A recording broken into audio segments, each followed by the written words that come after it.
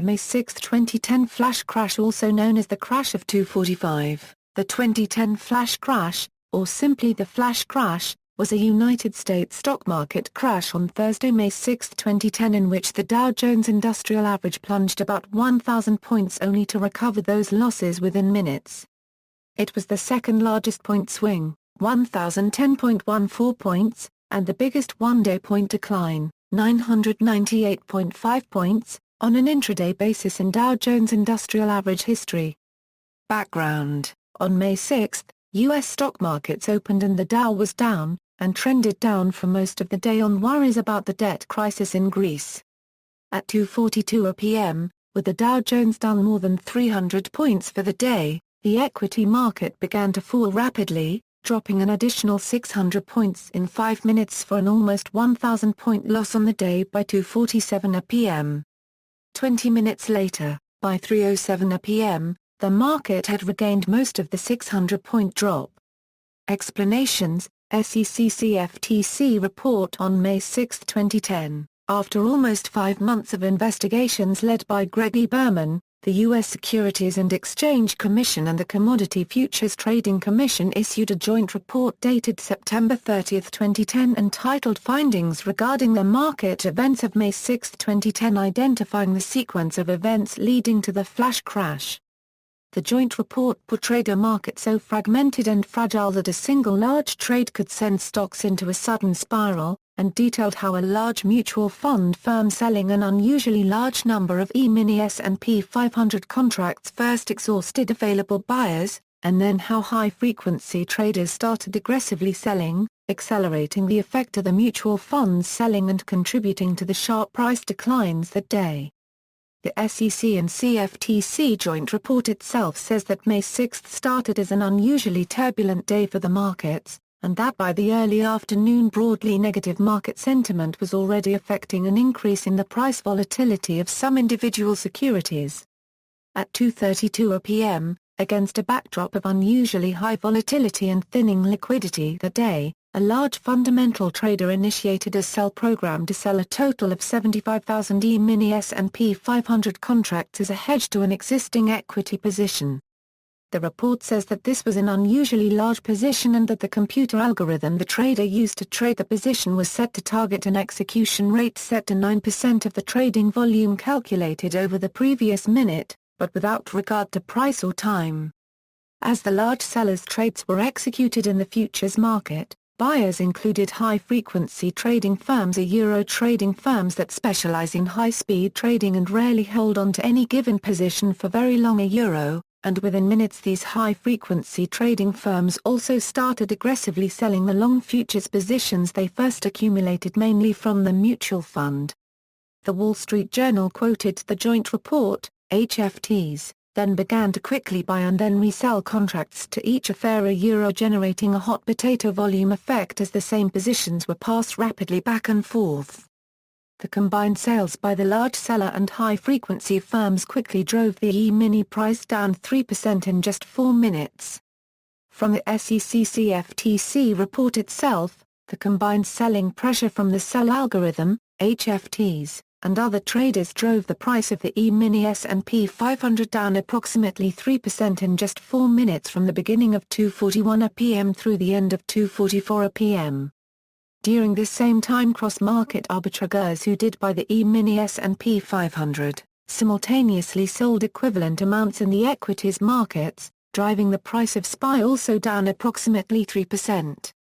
Still lacking sufficient demand from fundamental buyers or cross-market arbitrageurs, HFTs began to quickly buy and then resell contracts to each other a Euro, generating a Euro a hot potato a Euro volume effect as the same positions were rapidly passed back and forth.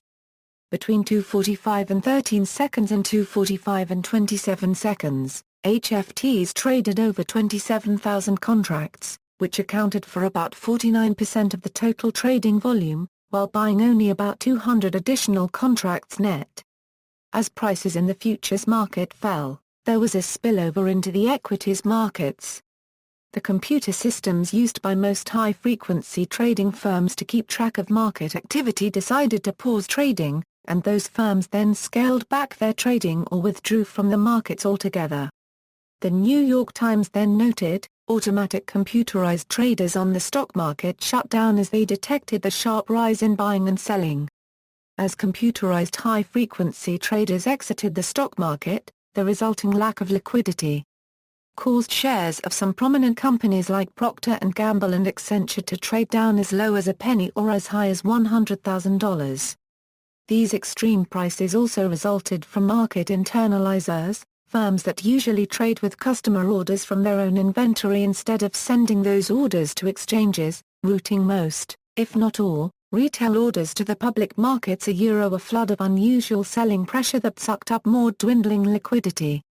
While some firms exited the market, firms that remained in the market exacerbated price declines because they escalated their aggressive selling during the downdraft. High-frequency firms during the crisis, like other firms, were net sellers, contributing to the crash. The joint report said prices stopped falling when, at 2:45 and 28 seconds p.m., trading on the E-mini was paused for 5 seconds when the Chicago Mercantile Exchange stop logic functionality was triggered in order to prevent a cascade of further price declines. In that short period of time, sell-side pressure in the E-mini was partly alleviated and buy-side interest increased.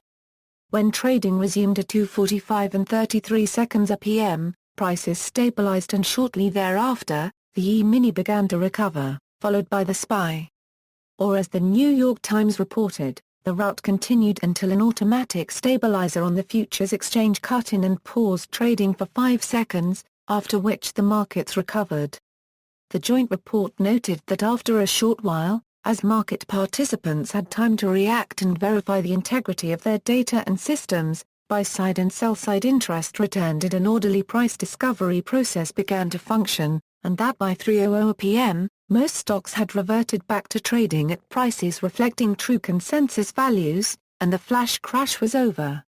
Early theories, CME Group, a large futures exchange, stated that, insofar as stock index futures traded on CME Group were concerned, its investigation found no evidence that high-frequency trading played a role, and in fact concluded that automated trading had contributed to market stability during the period of the crash. Others speculate that an intermarket sweep order may have played a role in triggering the crash. The fat finger theory, in the immediate aftermath of the plunge, several reports indicated that the event may have been triggered by a fat finger trade, an inadvertent large sell order for Procter & Gamble stock, inciting massive algorithmic trading orders to dump the stock. However, this theory was quickly disproved after it was determined that Procter & Gamble's decline occurred after a significant decline in the E-mini S&P 500 futures contracts. The fat finger trade hypothesis was also disproved when it was determined that existing CME Group and ICE safeguards would have prevented such an error. Impact of high-frequency traders. Regulators found HFTs exacerbated price declines. As noted above, regulators found that high-frequency traders exacerbated price declines. Regulators determined that high-frequency traders sold aggressively to eliminate their positions and withdrew from the markets in the face of uncertainty.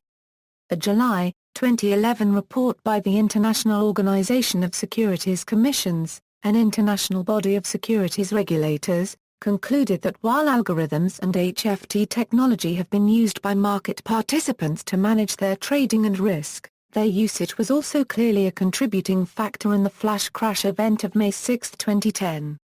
Other theories postulate that the actions of high-frequency traders were the underlying cause of the flash crash.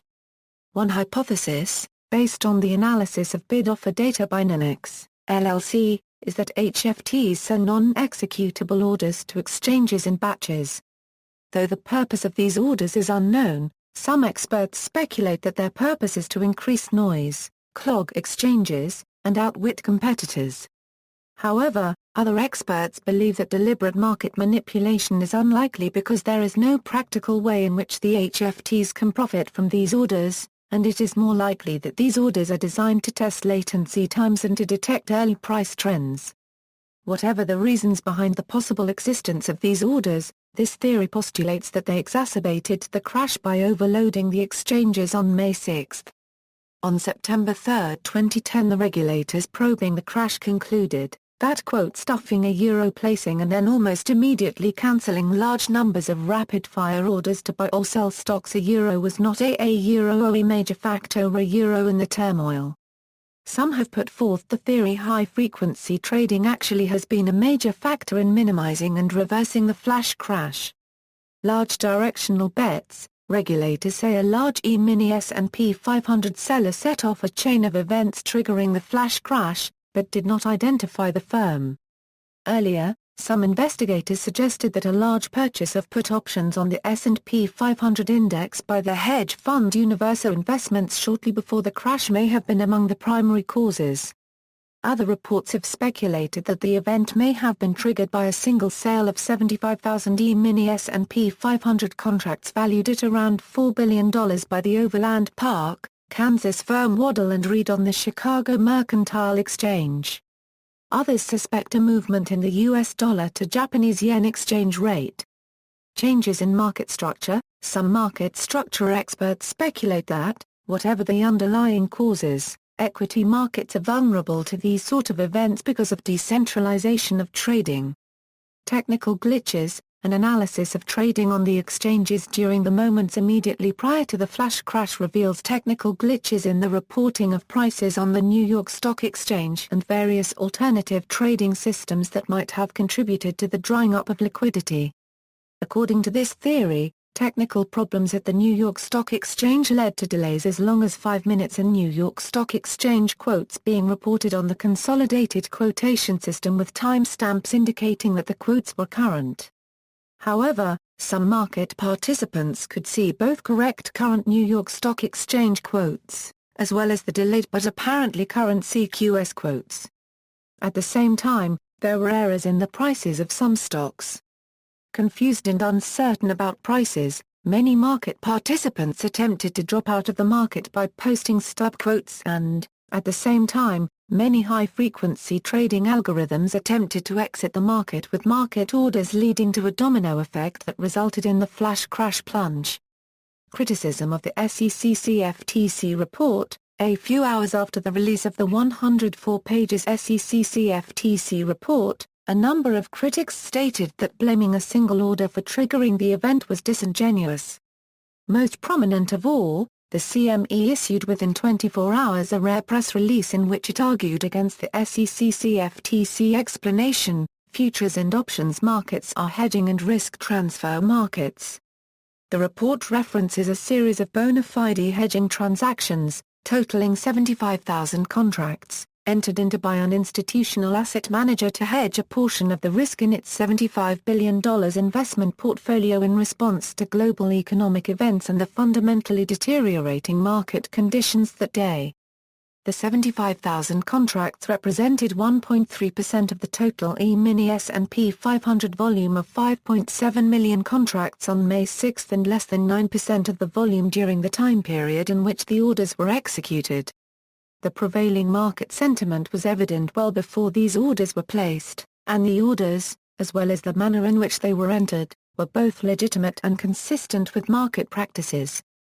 These hedging orders were entered in relatively small quantities and in a manner designed to dynamically adapt to market liquidity by participating in a target percentage of 9% of the volume executed in the market. As a result of the significant volumes traded in the market, the hedge was completed in approximately 20 minutes, with more than half of the participants' volume executed as the market rallied not as the market declined. Additionally, the aggregate size of this participants' orders was not known to other market participants. Additionally, the most precipitous period of market decline in the E-mini S&P 500 futures on May 6 occurred during the 3.5-minute period immediately preceding the market bottom that was established at 13:45 and 28 seconds. During that period, the participant hedging its portfolio represented less than 5% of the total volume of sales in the market. Dr. David Leonweber, Director of the Center for Innovative Financial Technology at Lawrence Berkeley National Laboratory, was invited by the Journal of Portfolio Management to write an editorial, in which he openly criticized the government's technological capabilities and inability to study today's markets. Dr. Leonweber wrote, The heads of the SEC and CFTC often point out that they are running an IT museum.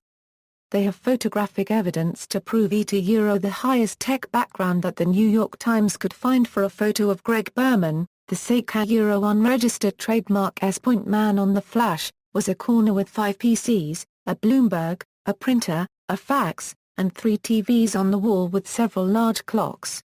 A better measure of the inadequacy of the current Ma copyright Lang of IT antiquities is that the SEC-CFTC report on the May 6 crash was released on September 30, 2010.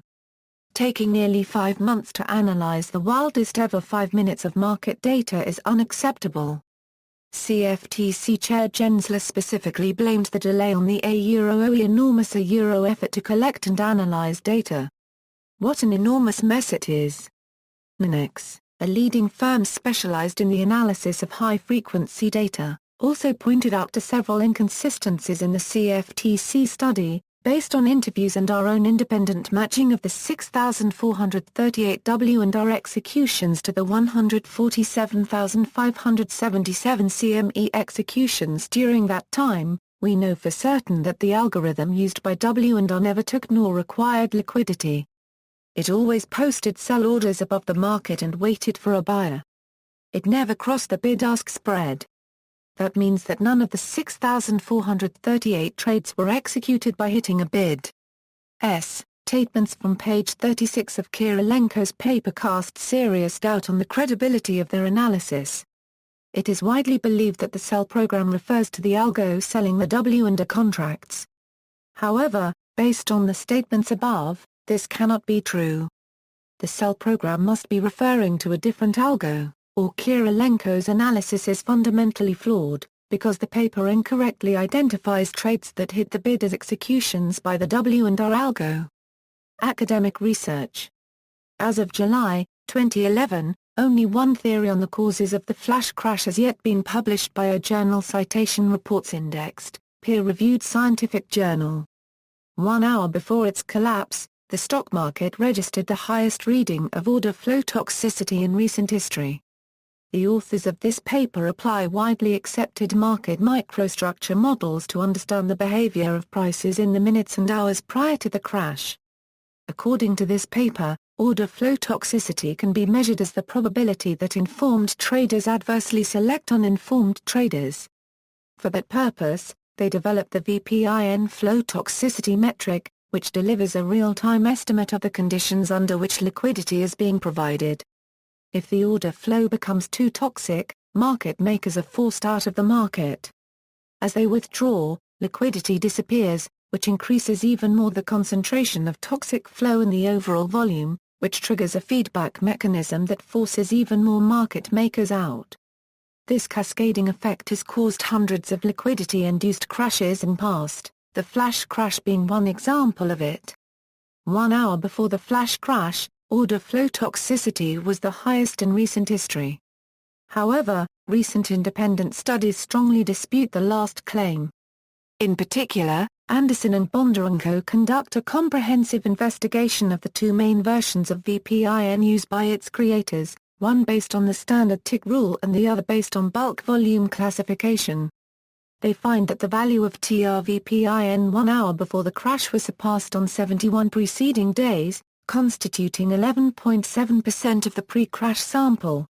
Similarly, the value of TRVPIN at the start of the crash was topped on 26 preceding days, or 4.3% of the pre-crash sample. Note that the source of increasing order flow toxicity on May 6, 2010 is not determined in easily, Lopez de Prado, and O'Hara. Whether a dominant source of toxic order flow on May 6, 2010 was from firms representing public investors or whether a dominant source was intermediary or other proprietary traders could have a significant effect on regulatory proposals put forward to prevent another flash crash.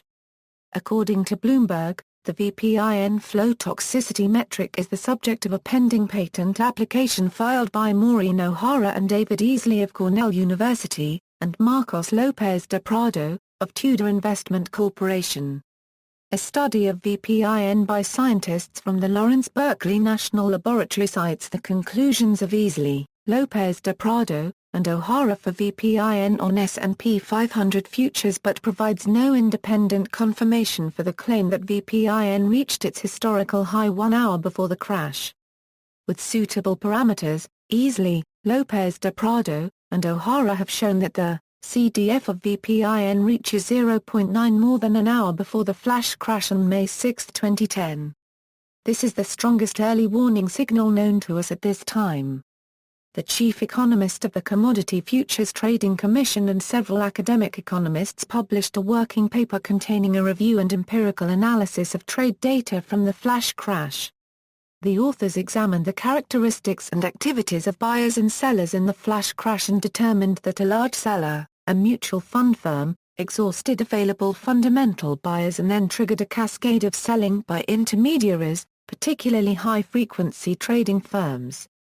Like the SEC CFTC report described earlier, the authors call this cascade of selling hot potato trading, as high-frequency firms rapidly acquired and then liquidated positions among themselves at steadily declining prices. The authors conclude, based on our analysis, we believe that high-frequency traders exhibit trading patterns inconsistent with the traditional definition of market making. Specifically, high-frequency traders aggressively trade in the direction of price changes. This activity comprises a large percentage of total trading volume, but does not result in a significant accumulation of inventory. As a result, whether under normal market conditions or during periods of high volatility, high-frequency traders are not willing to accumulate large positions or absorb large losses. Moreover, their contribution to higher trading volumes may be mistaken for liquidity by fundamental traders. Finally, when rebalancing their positions, high-frequency traders may compete for liquidity and amplify price volatility. Consequently, we believe that irrespective of technology, markets can become fragile when imbalances arise as a result of large traders seeking to buy or sell quantities larger than intermediaries are willing to temporarily hold, and simultaneously long-term suppliers of liquidity are not forthcoming even if significant price concessions are offered. Recent research on dynamical complex networks published in Nature Physics suggests that the 2010 flash crash may be an example of the avoided transition phenomenon in network systems with critical behavior.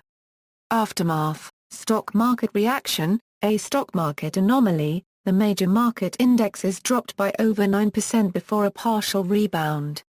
Temporarily, $1 trillion in market value disappeared. While stock markets do crash, immediate rebounds are unprecedented.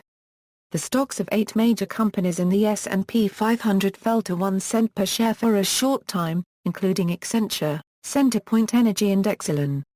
While other stocks, including Sotheby's, Apple, and Hewlett-Packard, increased in value to over $100,000 in price. Procter & Gamble in particular dropped nearly 37% before rebounding, within minutes, back to near its original levels. The drop in P&G was broadcast live on CNBC at the time, with commentator Jim Cramer commenting. Stocks continued to rebound in the following days, helped by a bailout package in Europe to help save the euro. The S&P 500 erased all losses within a week, but selling soon took over again and the indices reached lower depths within 2 weeks. Congressional hearings. The Nasdaq released their timeline of the anomalies during U.S. Congressional House Subcommittee on Capital Markets, Insurance, and Government-Sponsored Enterprises hearings on the flash crash. Nasdaq's timeline indicates that New York Stock Exchange ARCA may have played an early role and that the Chicago Board Options Exchange sent a message saying that New York Stock Exchange ARCA was out of NBBO. The Chicago Board Options Exchange, Nasdaq, Nasdaq OMXBX, and BATS Exchange all declared self-help against New York Stock Exchange ARCA. SEC Chairwoman Mary Shapiro testified that stub quotes may have played a role in certain stocks that traded for 1 cent a share.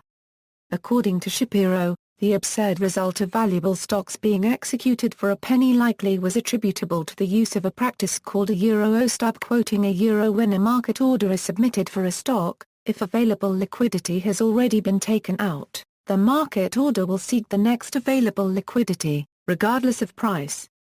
When a market maker or a Euro unregistered trademark S liquidity has been exhausted, or if it is unwilling to provide liquidity, it may at the time submit what is called a stub quote to Euro, for example, an offer to buy a given stock at a penny. A stub quote is essentially a placeholder quote because that quote would never a Euro it is thought a Euro be reached. When a market order is seeking liquidity and the only liquidity available is a penny-priced stub quote, the market order, by its terms, will execute against the stub quote. In this respect, automated trading systems will follow their coded logic regardless of outcome, while human involvement likely would have prevented these orders from executing at absurd prices. As noted below, we are reviewing the practice of displaying stub quotes that are never intended to be executed. Trading curb: officials announced that new trading curbs, also known as circuit breakers, would be tested during a 6-month trial period ending on December 10, 2010.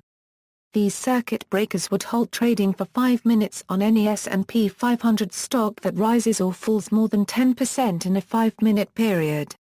The circuit breakers would only be installed to the 404 New York Stock Exchange-listed S&P 500 stocks. The first circuit breakers were installed to only 5 of the S&P 500 companies on Friday, June 11, to experiment with the circuit breakers. The 5 stocks were EOG Resources, Genuine Parts, Harley-Davidson, Ryder System, and Zimmer Holdings. By Monday, June 14, 44 had them. By Tuesday, June 15, the number had grown to 223, and by Wednesday, June 16, all 404 companies had circuit breakers installed. On June 16, 2010, trading in the Washington Post company's shares were halted for 5 minutes after it became the first stock to trigger the new circuit breakers. 3 erroneous New York Stock Exchange ARCA trades were said to have been the cause of the share price jump. As of September 10, the SEC approved new rules submitted by the National Securities Exchanges and the Financial Industry Regulatory Authority to expand the circuit breaker program to include all stocks in the Russell 1000 index and certain exchange-traded funds. The SEC also approved new exchange and FINRA rules that clarify the process for breaking erroneous trades. A list of the securities included in the Russell 1000 index, which was rebalanced on June 25, is available on the Russell website. The list of exchange-traded products included in the pilot is available on the SEC's website. The SEC anticipates that the exchanges and FINRA will begin implementing the expanded circuit breaker program early next week. The erroneous trade rules were developed in response to the market disruption of May 6. The rules will make it clearer when a Euro, and at what prices a Euro trades will be broken by the exchanges and FINRA. As with the circuit breaker program, these rules will be in effect on a pilot basis through December 10, 2010. For stocks that are subject to the circuit breaker program, trades will be broken at specified levels depending on the stock price. For stocks priced $25 or less, trades will be broken if the trades are at least 10% away from the circuit breaker trigger price. For stocks priced between $25 and $50, trades will be broken if they are 5% away from the circuit breaker trigger price. For stocks priced more than $50, the trades will be broken if they are 3% away from the circuit breaker trigger price. Where circuit breakers are not applicable, the exchanges and FINRA will break trades at specified levels for events involving multiple stocks depending on how many stocks are involved. For events involving between 5 and 20 stocks, trades will be broken that are at least 10% away from the reference price, typically the last sale before pricing was disrupted. For events involving more than 20 stocks, trades will be broken that are at least 30% away from the reference price. On May 6, the markets only broke trades that were more than 60% away from the reference price in a process that was not transparent to market participants. A list of winners and losers created by this arbitrary measure has never been made public. By establishing clear and transparent standards for breaking erroneous trades, the new rules should help provide certainty in advance as to which trades will be broken, and allow market participants to better manage their risks. Later developments. In an article that appeared on the Wall Street Journal on the eve of the anniversary of the 2010 flash crash, It reported high-frequency traders are now less active in the stock market. In a separate article in the journal, it described trades by high-frequency traders has decreased to 53% of stock market trading volume, from 61% in 2009. Former Delaware Senator Edward E. Kaufman and Michigan Senator Carl Levin published an op-ed in the New York Times on the one-year anniversary of the flash crash, sharply critical of what they perceived to be the SEC's apparent lack of action to prevent a recurrence. High-frequency traders move away from the stock market as there has been lower volatility and volume. The combined average daily trading volume in the New York Stock Exchange and Nasdaq stock markets in the first 4 months of 2011 fell 15% from 2010, to an average of 6.3 billion shares a day. Trading activities has been declining throughout 2011, with April's daily average of 5.8 billion shares marks the lowest month since May 2008. Decrease of sharp movements in stock prices which were frequent during the period from 2008 to the first half of 2010, can be seen in a decline in the Chicago Board Options Exchange Volatility Index, the VIX, which fell to its lowest level in April 2011 since July 2007. The recent volumes of trading activity, to some degree, are regarded as more natural levels than during the financial crisis and its aftermath. Some describe those lofty levels of trading activity were never an accurate picture of demand among investors. It was a reflection of computer-driven traders passing securities back and forth between day trading hedge funds. The flash crash exposed this phantom liquidity. High-frequency trading firms are increasingly active in markets like futures and currencies, where volatility remains high. Trades by high-frequency traders account for 28% of the total volume in the futures markets, which include currencies and commodities, an increase from 22% in 2009.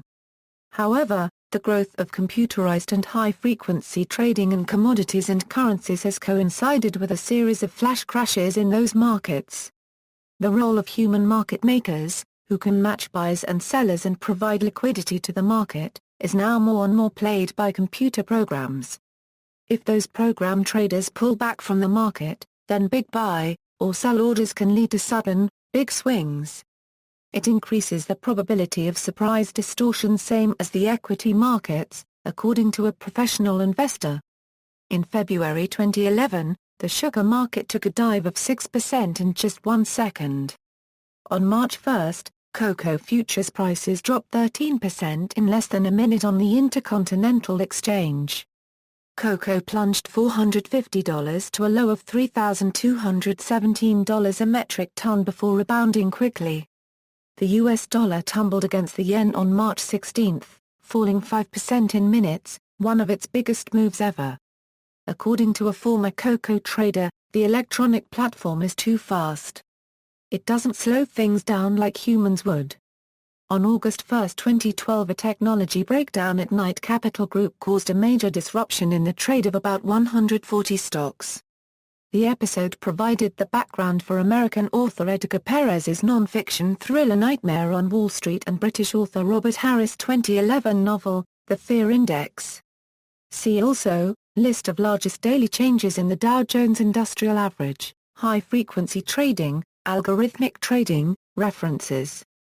External links, preliminary findings regarding the market events of May 6, 2010, report of the staffs of the CFTC and SEC to the Joint Advisory Committee on Emerging Regulatory Issues, May 18, 2010, findings regarding the market events of May 6, 2010, report of the staffs of the CFTC and SEC to the Joint Advisory Committee on Emerging Regulatory Issues, September 30, 2010. The microstructure of the A-Euro flash crash, A-Euro unregistered trademark flow toxicity, liquidity crashes and the probability of informed trading, David Easley, Marcos Lacubed Pez de Prado and Maureen O'Hara, The Journal of Portfolio Management, Volume 37, Number 2, PPA 118 A-Euro 128, Winter 2011, The Flash Crash, The Impact of High-Frequency Trading on an Electronic Market, Andrei A. Kirilenko, Albert S. Kyle, Mirdit Samadi Tugntuzen, October 1, 2010, Regulatory issues raised by the impact of technological changes on market integrity and efficiency. Technical Committee of the International Organization of Securities Commissions, July 2011, an agent-based model of the flash crash of May 6, 2010, with policy implications, Tommy A. Renma, Liang Wang, October 2013.